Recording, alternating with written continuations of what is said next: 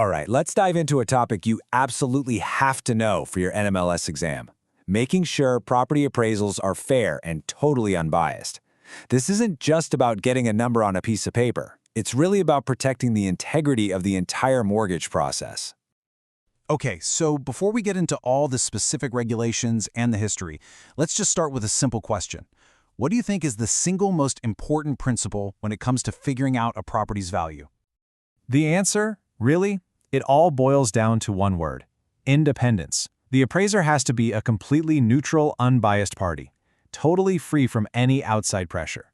Now, this isn't just some nice idea or a best practice. It became a hard and fast law with serious consequences, especially after the 2008 financial crisis showed the world how much damage inflated appraisals could do to the entire system. So to really get why today's rules are so strict, we got to take a quick look back. We need to see how things used to be and understand what event forced such a massive change in the industry. And this timeline really shows you the turning point.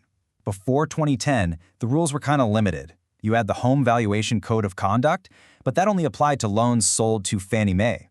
But then, after the housing market crash, everything changed.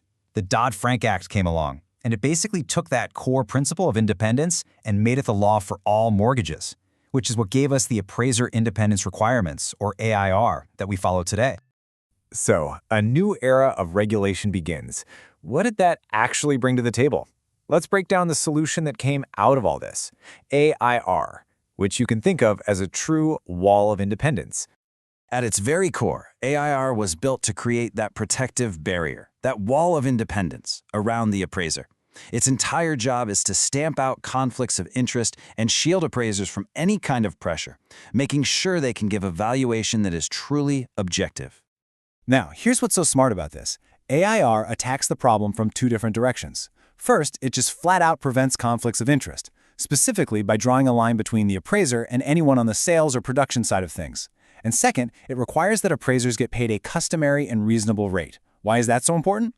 Well, because one of the oldest tricks in the book to pressure an appraiser is to mess with their paycheck. AIR put a stop to that. Okay, listen up. If you only remember one single thing from this entire explainer for your exam, please make it what's on this next slide. This is the absolute foundation of everything we're talking about. I know, that's a mouthful, right? But what it really means is simple. You cannot push, pull, bribe, or bully an appraiser, period.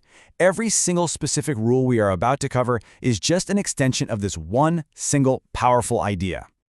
Okay, so we've got this golden rule, but what does that actually look like in the real world? Especially for those of you who work in sales or mortgage production. Where is the actual line that you cannot cross? And here it is, the absolute bottom line, the line in the sand. If your job is in mortgage production or sales, you are to have zero, and I mean zero, involvement in the appraisal process. End of story. So let's get into the specifics of financial pressure. You can't threaten to mess with an appraiser's payment, like holding it back or delaying it. You can't dangle the promise of more work in the future just to get the number you want today. And you certainly can't offer them promotions, bonuses, or any other kind of financial benefit. The rules are designed to stop any attempt to use money or work as leverage. And this is the other side of that coin, messing with the process itself. You can't try to steer the order to a friendly appraiser you think will give you the right number. You can't call them up and ask for a heads up on the value before the report is finished, and this one is huge. You can never, ever provide an appraiser with the target value you need to make a deal work. And finally, you can't play games with the approved appraiser list to either reward or punish somebody. Look, understanding these rules isn't just about passing a test. It's about getting the serious, real-world consequences of getting this wrong and really understanding the fundamental reason an appraisal even exists. When regulators put all this together, they knew that rules on paper weren't enough. To prevent another crisis, these requirements needed to have some real consequences. That's why the Dodd-Frank Act gave AMDR some serious teeth. And that's the key takeaway. Violating AAR isn't just a slap on the wrist. This is an enforceable law. Violators can be prosecuted and can face significant fines. This is what elevates AAR from just a guideline to a critical issue of compliance.